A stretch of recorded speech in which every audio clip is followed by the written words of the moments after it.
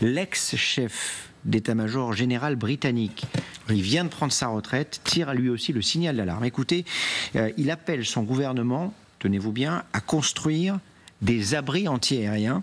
Il considère que la Grande-Bretagne pourrait être bombardée par la Russie d'ici à 5 ans. Pas une blague. Je vais répéter la phrase. Il considère que la Grande-Bretagne pourrait être bombardée par les Russes d'ici à 5 ans. Dans la possibilité de ce bombardement et dans le délai évoqué, est-ce que ça vous semble possible ?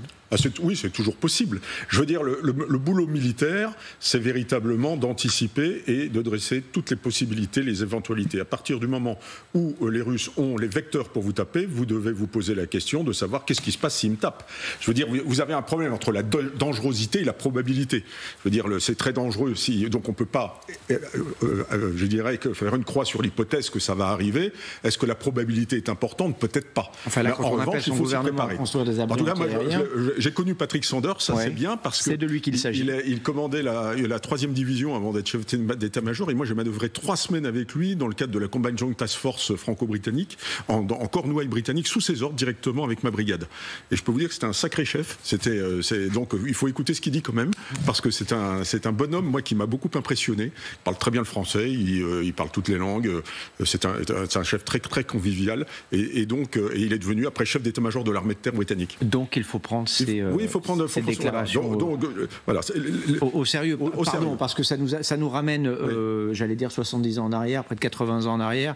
On se souvient des bombardements allemands sur Londres pendant la Deuxième Guerre mondiale. On a du mal à imaginer aujourd'hui que Moscou puisse aller penser à bombarder. Les vecteurs atteignent, donc il faut se poser quand même la question. Voilà, c'est ça en fait l'équation. Madame l'ambassadrice. Le chef d'état-major français, le général Burgard, ne dit pas ça.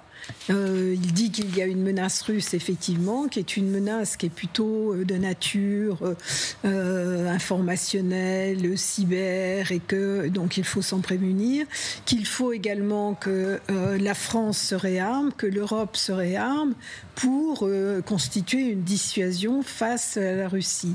Et je crois que le problème de tous les dirigeants européens aujourd'hui, c'est de convaincre leur population, parce que si vous écoutez les opinions publiques, elles n'ont pas du tout le sentiment qu'elles sont dans une phase de pré-guerre, et donc pour pouvoir dépenser consacrer toutes ces sommes à de l'armement, il faut convaincre. Et donc je crois que c'est pour ça que les discours qui sont utilisés sont particulièrement inquiétants à cet égard, parce que je ne pense pas qu'un jour la Russie va bombarder le Royaume-Uni. Je crois qu'ils ne le pensent pas non plus, mais simplement il faut que l'Europe soit suffisamment dissuasive et se réarme, et donc il faut en convaincre les populations. Alors le ministre de la Défense, on va voir peut-être la une de la Tribune, si vous l'avez, a accordé une interview à ce journal où il dit lui aussi d'ailleurs qu'il va falloir penser autrement. Notre indépendance passe par un effort nouveau. Voilà ce qu'il dit dans la Tribune dimanche.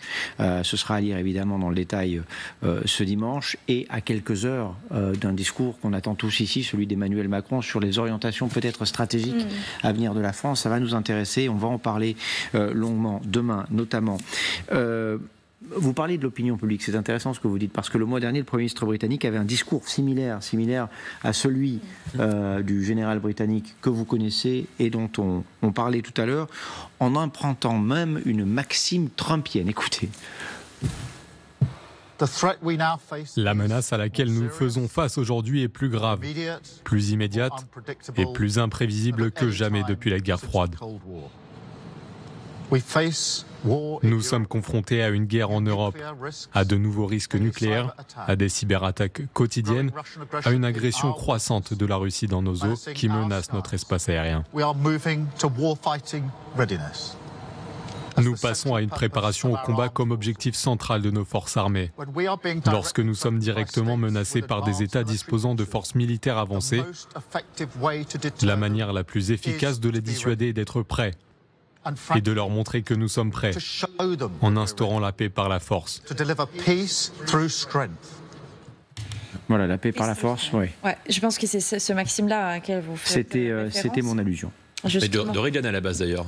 C'est Reagan qui l'avait dit en premier avant Trump, il me semble. Oui, comme Make America Great Again. Voilà, il n'a pas inventé grand-chose, Donald Trump. Ils sont très alignés quand même sur cet aspect-là. Mais je pense que même quand on dit que c'est peut-être peu probable que la Russie va attaquer dans les 5 ans, mais par les moyens aériens, l'Angleterre, ce qui est très sûr, c'est que la Russie l'a déjà annoncé plusieurs fois, certes dans ses médias de propagande, ou bien dans la manière dont elle parle de l'Europe, elle prépare son population à une confrontation beaucoup plus large avec l'Occident. Et elle voit cette confrontation déjà commencer en Ukraine, parce qu'ils ne combattent pas que les Ukrainiens. Surtout, ils ne combattent pas les Ukrainiens. Ils combattent les forces de malheur, qui sont des Occidentaux, derrière les Ukrainiens. Alors ça, c'est une logique. Il ne faut pas non plus sous-estimer cette logique-là, parce que finalement, ça sera l'Occident, mais plutôt l'Europe aujourd'hui, qui sera visée. Parce que Trump, vu qu'il a tenté le rapprochement avec Poutine, et apparemment, ils sont plutôt en convergence sur pas mal de points, aujourd'hui... Enfin, peut-être plus à partir de lundi. Voilà, on en saura plus. C'est encore un teasing. Mais ce qui est sûr, c'est que l'Europe devrait se préparer, et c'est important d'avoir ce discours, pas pour faire peur à la population, mais un certain réalisme qui n'est pas non plus quelque chose qui est appuyé par les actions. Mais ma question, c'est pour ça qu'on a repris cette déclaration de Keir Starmer, mais parce qu'elle date du 2 juin, donc il y a un peu plus d'un mois. Est-ce qu'on peut imaginer Emmanuel Macron, demain soir, dimanche soir, à la veille du 14 juillet, dire attention, on va avoir besoin de construire en France des abris anti-aériens. Alors, c'est pas Keir Starmer qui le dit, mais... Pardon ? Je ne pense pas qu'on commencera par les abris aériens. Les besoins sont tellement immenses pour l'armée, ne serait-ce que pour consolider le modèle là, qui a été quand même sacrifié depuis des années. Qu'est-ce que vous attendez, vous, des là, de toute manière, c'est très clair. Le SEMA l'a dit. La première chose, c'est les stocks. Voilà. C'est-à-dire que le SEMA, il a été très clair. Le SEMA, c'est le chef d'état-major. Le chef d'état-major, c'est Général Burkhardt, pour ceux qui ne connaissent pas l'acronyme. Le Général Burkhardt qu'on a vu ces derniers jours. Là, voilà. La priorité, ce sont les stocks. Il a dit, je préfère qu'on parte dans un VAB, un vieux VAB de l'armée française, là, ceux qu'on donne à l'Ukraine actuellement parce qu'on est en train mais qui soit complet, équipé, complet. Voilà. Et que plutôt qu'avec un engin ultra moderne qui vient de sortir des ateliers, mais qu'on n'est pas capable d'équiper complet, puisque vous vous rappelez que Sébastien Lecornu a expliqué que le Charles de Gaulle est déjà parti, pas avec sa dotation entière. Alors ça, c'est la chose la pire. Et donc il a dit la première chose, ce sont les stocks. Et on l'a vu, au début de la guerre, la France, elle produisait 25 000 obus par an. 25 000 obus par an, c'est 2-3 jours de consommation sur le terrain, à peine. On avait besoin pour s'entraîner, on avait besoin de 3 au Mali, en Afghanistan, on tirait un peu dans les FOB à l'époque, sur les bases, dans la montagne on tirait, mais on n'avait pas besoin de beaucoup de buts. Et là on s'est aperçu que c'est une guerre d'attrition, dans une guerre d'attrition, les Russes tiraient jusqu'à 20 000 obus par jour. Et donc là on s'est quand même posé la question. Alors maintenant on dépasse 100 000, on y va, et puis l'Europe petit à petit monte en puissance, mais c'est encore tout à fait insuffisant. Les stocks, c'est la priorité. Les stocks, et puis ce ne sont pas que les stocks de munitions, c'est aussi les stocks de pièces détachées. C'est-à-dire qu'aujourd'hui, tous nos engins ne sont pas en état de fonctionner. Donc il faut maintenant qu'on remette tout ça en état et qu'on ait les pièces détachées pour pouvoir les remettre en route. Notre indépendance passe par un effort nouveau. Le budget de la défense, on l'a évoqué hier ici même, environ 47 milliards d'euros. À combien estimez-vous aujourd'hui nécessaire l'effort budgétaire pour cette indépendance évoquée par le ministre des Armées? Alors le ministre lui-même évoquait un poids de forme autour de 90 milliards d'euros. Ça ne sort pas de nulle part. Ça nous porterait à peu près presque 3%. C'est-à-dire x2 par rapport à ce qu'on a aujourd'hui. À l'horizon 2030, c'était l'horizon qu'évoquait le ministre des Armées, et ce serait presque 3% du PIB, sachant que nous, on s'est engagé dans le cadre de l'OTAN à 3,5% du PIB à l'horizon 2035 pour les dépenses de défense proprement dites, et 1,5% du PIB supplémentaire pour les infrastructures d'utilité militaire. Concrètement, si on doublait le budget de la défense, la réalité, c'est qu'on ne peut pas non plus reconstruire du jour au lendemain le corps de bataille qu'on avait encore à la fin de la guerre froide. On avait 6 fois plus de chars, presque 10 fois plus d'artillerie. Mais ce qu'on pourrait faire, c'est qu'il y a la question des stocks, effectivement. Quand je regarde l'enveloppe budgétaire qui est consacrée aux munitions d'ici 2030, il nous reste à peu près une quinzaine de milliards d'euros à décaisser sur les 5 ans qui viennent. 15 milliards d'euros, c'est le budget qui a été utilisé l'an dernier seulement pour l'augmentation des retraites. histoire de mettre les choses en comparaison. Si on doublait le budget munitions pour les années à venir, c'est nous faire un effort de seulement 3 milliards d'euros supplémentaires par an. C'est 0,1% du PIB. Donc on n'a pas besoin de passer en économie de guerre ou de tripler l'effort de défense pour faire des miracles et pour sortir les armées de la panade. On est loin de l'économie de guerre en France, ça c'est une certitude. 90 milliards d'euros en plus d'ici 5 ans, pour reprendre les chiffres qui seraient évoqués par le ministre des Armées. Est-ce que c'est quelque chose, qui vous semble concevable, qui soit acceptable, parce qu'il y a en France une opinion publique qui est très attentive à ce qui se passe et qui a aussi des habitudes en matière de santé, d'éducation, de sécurité, etc., etc. Ce que l'on dépense ici, il va falloir l'économiser ailleurs.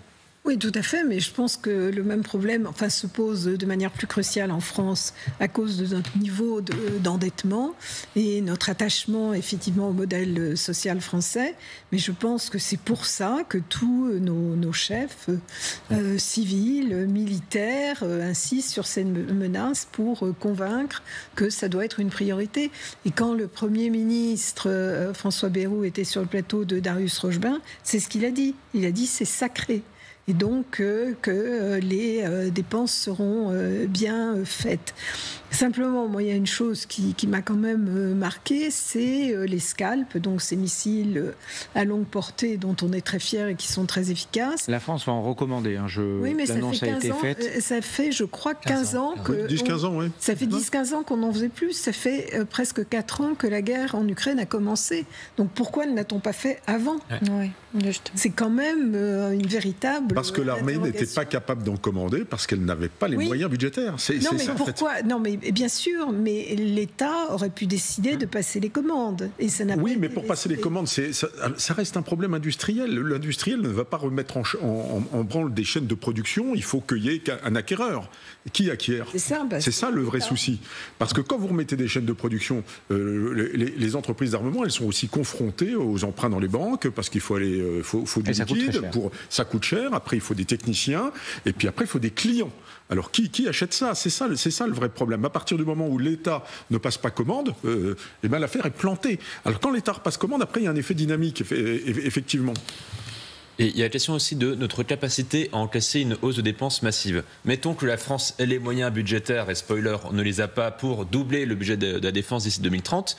Eh bien, vous avez une étude, par exemple, de la SCET, qui est liée à la Caisse des dépôts, qui montre qu'on aurait besoin, pour faire face à une hausse massive à 5% du PIB des dépenses militaires, de 800 000 personnes supplémentaires dans l'industrie de défense. On est à 220 000 aujourd'hui, pour produire les Rafales, les chars d'assaut, les canons César, etc.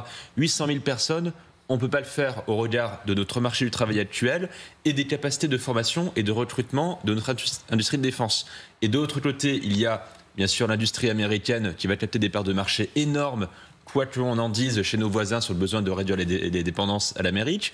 Vous avez les Allemands qui sont en train de reconvertir une bonne partie des industries civiles à des fins militaires. L'Allemagne, par exemple, a non seulement des moyens budgétaires bien supérieurs aux nôtres quand il s'agira de dépenser plus, mais quand il s'agira de produire plus, eh bien, autant l'industrie française est l'une des seules au monde, contrairement à l'industrie allemande, capable de tout faire, mais nous, on peut le faire dans des quantités limitées. On est des joailliers, alors que les Allemands, eux, peuvent faire beaucoup plus et en masse. Et là, on va se rendre compte de notre problème. Général, vous êtes un militaire, donc évidemment, et quand on entend un ministre des Armées parler d'efforts nouveaux, qu'est-ce qui serait ? Alors, vous nous disiez tout à l'heure, le SEMA a été très clair, ce qui nous manque aujourd'hui. Avant tout, ce sont les stocks. Oui, avant tout, c'est ça. Oui, avant tout. Mais l'effort budgétaire. Mais après, quand on a un budget qui a déjà fortement augmenté, il faut le dire. Il faut bien comprendre une chose, c'est qu'on était tombé à 31 milliards. On est revenu à 50,5 milliards. Bon, très bien.